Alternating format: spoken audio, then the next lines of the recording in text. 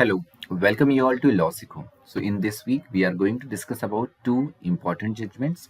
एक जो जजमेंट है ये आया है बॉम्बे हाई कोर्ट की तरफ से और जो सेकंड हम केस की बात करेंगे इसमें भी जजमेंट आना बचा हुआ है। एक इंटरिम ऑर्डर आया है तो उसके बारे में डिस्कस करेंगे और आगे क्या आ सकता है इसमें केस और क्या बेसिक कंसेप्ट है उसके बारे में भी हम जानेंगे। जो सबसे पहला केस है, अब इंटरेस्टिंग थिंग ये है कि इन दोनों ही केसेस की अगर हम बात करें तो ये कहीं ना कहीं रिलीजन के आसपास है। जो फर्स्ट केस है that is of Bombay high court which talks about loud speaker is not an essential practice to religion. So हमारे पास में अगर हम देखें तो आर्टिकल 25 से 28 राइट टू रिलीजन की बात करता है, जिसमें फ्रीडम ऑफ रिलीजन की बात करी हुई है। लेकिन बहुत सारे केसेस में सुप्रीम कोर्ट ने and various high court reiterated this particular thing कि असेंशियल प्रैक्टिसेस जो है रिलीजन की केवल वो ही प्रोटेक्टेड है, नॉन असेंशियल प्रैक्टिसेस जो है वो प्रोटेक्टेड नहीं है। ठीक है, अब यहाँ पर अगर हम बात करें प्रेजेंट केस की तो ये केस आया था बॉम्बे हाई कोर्ट में। The name of the case is Jago Nehru Nagar residents welfare association versus commissioner of police Mumbai. So इस केस में जो नेहरू नगर है, नेहरू नगर के जो रेसिडेंट है, ये कुर्ला में एक एरिया है, कुर्ला के पास का जो ये एरिया, इन्होंने पिटिशन फाइल करी थी regarding the use of loud speaker. So mosque, आसपास के जो मॉस्क मदरसा थे उनका जो लाउड स्पीकर्स थे उसके नॉइज जो था, जो परमिसिबल लिमिट रहती है उससे कई ज़्यादा था। तो इसी को लेकर जो लोकल रेसिडेंट्स हैं वो इससे परेशान थे, तो इन्होंने इसको लेकर पुलिस को कंप्लेन करी। पुलिस के पास से कोई ऐसे एक्शंस नहीं आया, तो therefore they approach to the high court और हाई कोर्ट ने इसी के बारे में अभी रिसेंटली रूलिंग दी है। So Bombay high court ruled that loud speakers are not essential to religion and denied claims of religious rights violation. तो यहाँ पर जो मॉस्क मदरसा आसपास के जो रिलीजियस प्लेसेस थी, इनका बोलना ये था कि ये हमारी रिलीजियस राइट है और इसलिए रिलीजियस राइट एक्सरसाइज करने का हमें मौका मिलना चाहिए। तो यहाँ पर बॉम्बे हाई कोर्ट ने इसको लेकर सबसे पहले तो ये कहा कि एसेंशियल प्रैक्टिस नहीं है, और दूसरी बात जो है इन्होंने एक प्रिस्क्राइब्ड गाइडलाइन भी दी हुई है। So it prescribe penalties for noise pollution in response to residents complaint. तो कहीं ना कहीं अगर हम देखें तो इस केस में जो पर्टिकुलर रिलीफ गई है वो गई है in the favour of the local residents, जो वहाँ पे कोऑपरेटिव हाउसिंग सोसाइटी के लोग थे, रेसिडेंट्स थे, उनके फेवर में। अब एक डिटेल गाइडलाइन जो है, इस डिटेल गाइडलाइन में पेनाल्टी के भी स्पेसिफिक प्रोविजन रखे हुए हैं बॉम्बे हाई कोर्ट ने। तो first will see the regulation and Bombay high court observations on noise pollution. तो अगर लीगल फ्रेमवर्क की बात करें, क्या हमारे पास में कोई लॉ है? यस, हमारे पास में एक डेलीगेटेड लेजिस्लेशन और एक स्टेट लॉ है, अगर हम मुंबई के कॉन्टेक्स्ट में बात करें तो। अगर लीगल फ्रेमवर्क की बात करें, सो this is the union delegated legislation, that is noise pollution regulation and control rules of 2000। So under this rules residential area में दिन के टाइम, डे में मैक्सिमम 55 डेसिबल्स, ठीक है, डेसिबल ये यूनिट होती है नॉइज को, साउंड को मेजर करने वाली, तो मैक्सिमम 55 डेसिबल इन डे, और नाइट के टाइम पे 45 डेसिबल तक का जो साउंड है, या आप कह सकते हैं नॉइज इसके ऊपर हो जाएगा। तो साउंड 55 डेसिबल डे में, नाइट में 45 डेसिबल। महाराष्ट्र पुलिस एक्ट का सेक्शन 38 जो है वो भी नॉइज पॉल्यूशन के बारे में कहता है। व्हाट इट से कि police can stop music, sound और नॉइज अगर ये परमिसिबल लिमिट्स के ऊपर जाता है, और साथ ही साथ अगर वो चाहे तो यहाँ पर लाउड स्पीकर परमिशन जो मिली हुई है, अब लाउड स्पीकर की जो परमिशन है ये गवर्नमेंट की तरफ से ही जाती है, इस पे पुलिस ही वो अथॉरिटी होती है जो इस पे वॉच रखती है। तो वो अगर चाहे तो लाउड स्पीकर परमिशन को मॉडिफाई कर सकते, अल्टर कर सकते, या चाहे तो उसे कैंसिल भी, रिसीट भी कर सकते हैं। अब यहाँ पे प्रेजेंट केस की अगर हम बात करें तो नवंबर 2023 को जो कुर्ला में मॉस्क और मदरसास है, इनका अगर नॉइस लेवल्स देखें तो ये 79.4 डेसिबल और कहीं कहीं 98.7 डेसिबल्स भी देखने को मिले थे। तो ये हम कह सकते हैं कि क्लियरली जो रेसिडेंशियल एरिया की साउंड का लिमिट है उसको क्रॉस करता है। सो बॉम्बे हाई कोर्ट का ऑब्जर्वेशन यहाँ पर क्या आता है कि when multiple religious places use loud speakers the cumulative noise levels exceed the permissible limits. तो यहाँ पर बॉम्बे हाई कोर्ट ने केवल मॉस्क या मदरसा केवल इन्हीं को एड्रेस नहीं करा है, उसके साथ साथ दे सेड कि बहुत सारे रिलीजियस प्लेसेस पे हमें जो अगर हम देखें मॉस्क के अलावा भी रिलीजियस प्लेसेस है, वहाँ से भी हमें साउंड या लाउड स्पीकर का नॉइज़ आता है, और ये सारे नॉइज़ साथ में मिलके कहीं ना कहीं जो नॉइज़ पॉल्यूशन रूल्स 2000 का परमिसिबल लिमिट है, दैट इज़ 55 एंड 45 डेसिबल, इसको क्रॉस करता है।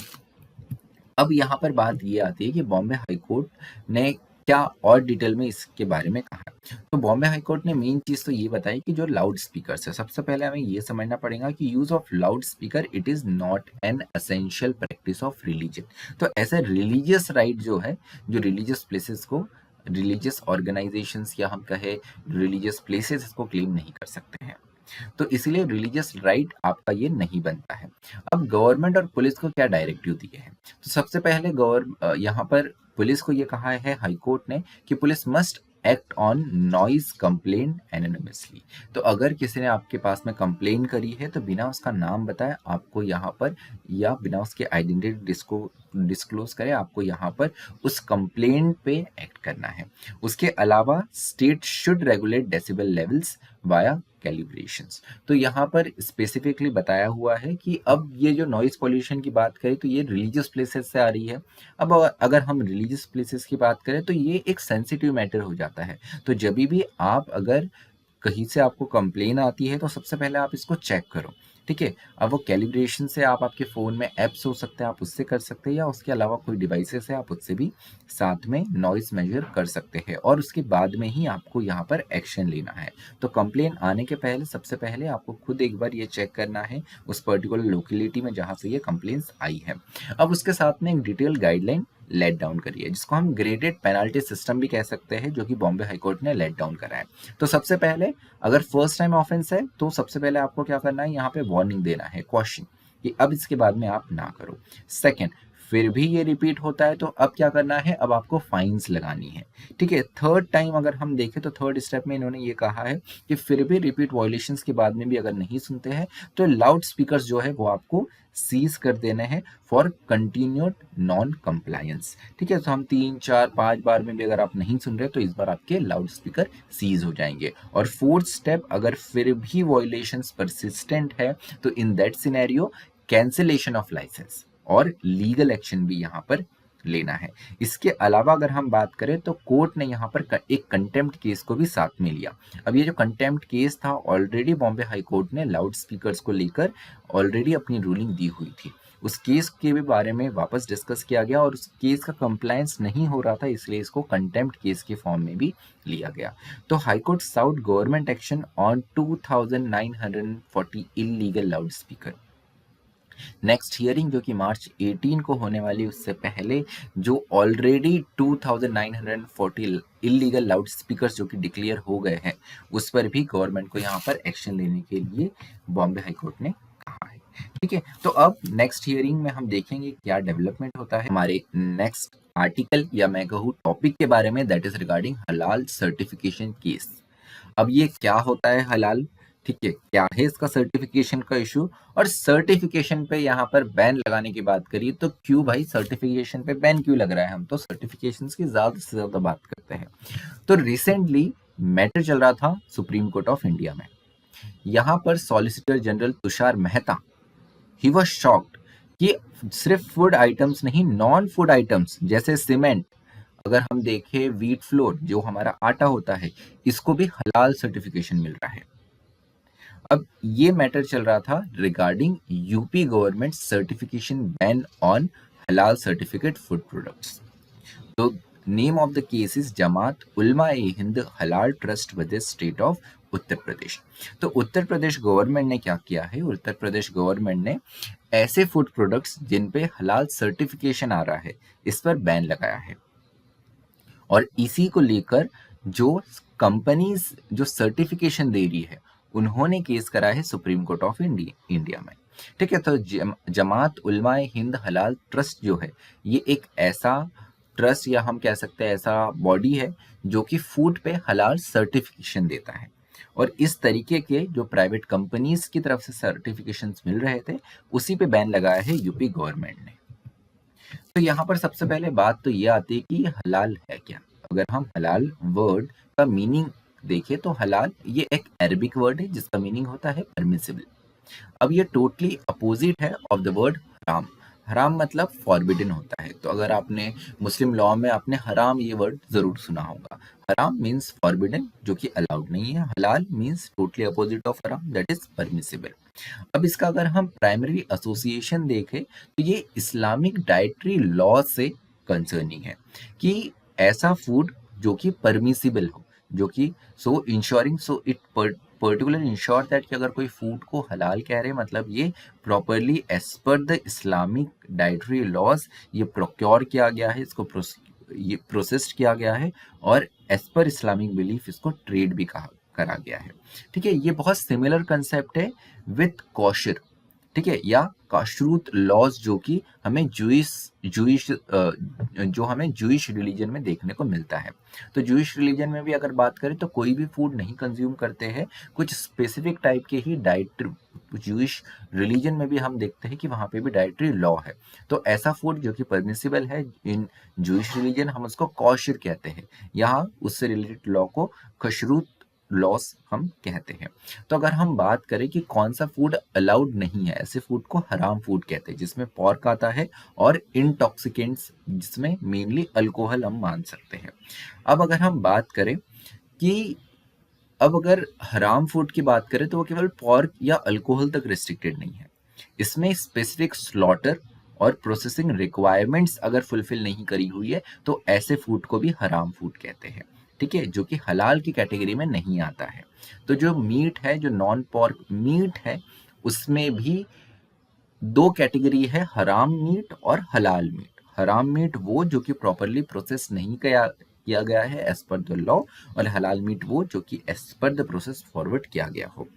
तो अगर नॉन पॉर्क मीट है तो वो हलाल मेथड से बना या प्रोसेस किया होना चाहिए। अब हलाल मेथड क्या है? अब हलाल method means involve a single cut to the jugular vein और कार्डिड आर्टरी। तो ये वो आर्टरी होती है जो कि ब्रेन और बॉडी को कनेक्ट करने वाले, अच्छा ब्रेन में जो ब्लड जाता है वो ब्लड इस वेन और आर्टरी से ब्लड जाता है, वेन से वही वापस आएगा। ठीक है, तो ये वो वेन आर्टरी होती है जिससे जिससे एनिमल के ब्रेन को ब्लड सप्लाई होता है। उसके साथ साथ दो वेंट पाइप भी जो है, तो it involve a single cut जो कि इस वेन और आर्टरी और वेंट पाइप को कट करे। ठीक है, और अब ये तभी होना चाहिए जब वो एनिमल अलाइव और हेल्दी हो। ठीक है, और साथ ही साथ उस एनिमल को स्लॉटर करते टाइम पे उसका कंप्लीटली ब्लड जो है वो ड्रेन होना चाहिए उसको प्रोसेस करते टाइम, और साथ ही साथ वहाँ पे शहादा भी होनी चाहिए। शहादा क्या होता है? शहादा इज अ प्रेयर, कि जब आप उस पर्टिकुलर एनिमल को स्लॉटर कर रहे हो तो वहाँ पे प्रेयर भी होनी चाहिए। So this is a proper method as per the Islamic law, जिसको हम हलाल मेथड कहते हैं। ठीक है, इंडिया में एक और मेथड है दैट इज कॉल्ड झटका मेथड। अब झटका मेथड जो है ये बेसिकली होती है हिंदूज और सिख्स की तरफ से। ठीक है, क्या होता है इसमें? एक सिंगल ब्लो जो है वो नेक पे दिया जाता है ऑफ द एनिमल। ठीक है, वो थोड़ा सा अनकॉन्शियस स्टेट में चले जाता है, उसके बाद में उसको मारा जाता है। ठीक है, उसको स्लॉटर किया जाता है। तो झटका मेथड जो है that is not recognized by the Islamic law. Halal method जो है वो है recognized by the Mohammedan law और Islamic law we can say. तो यहाँ पर अगर हम बात करें तो मुस्लिम्स में ऐसा माना जाता है कि हलाल मीट कंज्यूम करना चाहिए। अगर आप झटका मीट कंज्यूम करते हो तो ये हराम होगा। ठीक है, अब यहाँ पर पिक्चर में आती है ऐसी शॉप्स। सबसे पहले शॉप्स जो है, ठीक है, बहुत सारी शॉप्स अपना टैग करने लगी कि यहाँ पे हलाल मीट बनता है। क्यों? क्योंकि मुस्लिम पॉपुलेशन जो कि इस्लामिक लॉज को फॉलो करती है वो उस शॉप्स पे जाएंगी। वही अगर हम देखें हिंदू और सिख ओन शॉप जो है वहाँ पे लिखा रहना स्टार्ट हो गया कि ये झटका मीट शॉप से। ठीक है, अब हलाल जो है, हलाल परमिसिबल जैसे हमने वर्ड देखा। ठीक है, अब हलाल जो सर्टिफिकेशन है इसे देने के लिए कुछ कंपनीज जो है वो सामने आए। जैसे सबसे पहले हम पिटिशनर्स की बात करें तो पिटिशनर्स ही आए। उसके अलावा हलाल इंडिया, ये भी एक कंपनी है जो कि सर्टिफाई करते हैं कि ये फूड जो है दिस इज हलाल food as per the Islamic law, इसे प्रोसेस किया गया है। अब धीरे धीरे मीट के साथ साथ ये वेजिटेरियन फूड्स पे भी अगर ये आने लग गया है, ये कंपनीज जो है वो वेजिटेरियन फूड्स को भी हलाल टैग देने लग गई है। अब एक इंटरेस्टिंग थिंग ये आती है कि क्या वेजिटेरियन फूड को एक्चुअली ज़रूरत है? अगर हम प्रैक्टिकली स्पीकिंग तो ज़रूरत तो नहीं है। ठीक है, उसी के साथ में फिश और जो सेल फिश होती है, ठीक है, उन्हें भी ये माना जाता है कि इसको भी यहाँ पर झटका हलाल मेथड की ज़रूरत नहीं है, कैसे भी प्रोसेस हो उसको हलाल ही मानेंगे, वेजिटेरियन फूड को भी हलाल ही मानेंगे। ठीक है, अब यहाँ पर इंपॉर्टेंट थिंग आ जाती है when we talk about medicine. जिस मेडिसिन में पिग फैट जेलेटिन होता है, ठीक है, ऐसे फूड को हराम, ऐसी मेडिसिन को हराम मेडिसिन कहते हैं, तो इसको कंज्यूम नहीं करना है। ठीक है, अब इसके अलावा भी हलाल सर्टिफिकेशन की और कहाँ ज़रूरत है क्या, तो मेडिसिन के रिगार्ड में हो सकती है। उसके अलावा जो पर्सनल केयर प्रोडक्ट्स है ना, जो कॉस्मेटिक्स है, उस कॉस्मेटिक्स में भी हम देखते हैं कि एनिमल का लेदर यूज करा हुआ है या एनिमल की जिलेटिन यूज करी हुई है। तो अब ये जो दो कंपनीज की मैं बात कर रहा था, इन्होंने धीरे धीरे क्या करा कि सबसे पहले तो मेडिसिन, फिर उसके बाद में पर्सनल केयर, इनको हलाल सर्टिफिकेशन देना स्टार्ट कर दिया। अब धीरे धीरे वेजिटेरियन फूड, और जैसे स्टार्टिंग में मैंने बताया कि जो तुषार मेहता, इन्होंने ये ही वाज शॉक्ड कि सीमेंट भी जो है वो हलाल सर्टिफिकेशन हो रहा है, साथ साथ व्हीट फ्लोर ये भी हलाल सर्टिफिकेशन हो रहा है। ठीक है, तो इस हलाल सर्टिफिकेशन के लिए जो दो कंपनीज की मैंने बात करी, दैट वाज हलाल इंडिया एंड जमात उलमा ए हिंद। ठीक है, अब यहाँ पे इनका जो सर्टिफिकेशंस है ये केवल इंडिया में रिकॉग्नाइज नहीं हो रहा है, ये हम देखें तो कतर, यूएई और मलेशिया में भी इनके सर्टिफिकेशन को रिकॉग्नाइज कर रहे हैं। अब एक समझने वाली बात ये है कि ये दोनों कंपनीज है, ठीक है, ये गवर्नमेंट बॉडीज नहीं है। फूड से रिगार्डिंग अगर हाँ आप जब भी सर्टिफिकेशन देखते हो तो वहाँ पे FSAAI का सर्टिफिकेशन देखना है। ठीक है, कोई प्राइवेट कंपनी के हम सर्टिफिकेशन के जेन्युइननेस पे क्वेश्चन हो सकता है, इसलिए government come up with their own own bodies. ठीक है, अब उत्तर प्रदेश ने क्यों बैन लगाया है, तो उत्तर प्रदेश ने जो बैन लगाया है that was imposed on November 18 2023। अब इनका बोलना ये है कि due to this private companies कहीं ना कहीं कंज्यूमर्स में एक कंफ्यूजन हो सकता है, और यहाँ पर ये अनफेयर तरीके से पैसे कमाने की कोशिश कर रहे हैं by targeting a specific community और उस कम्युनिटी के सेंटिमेंट्स को।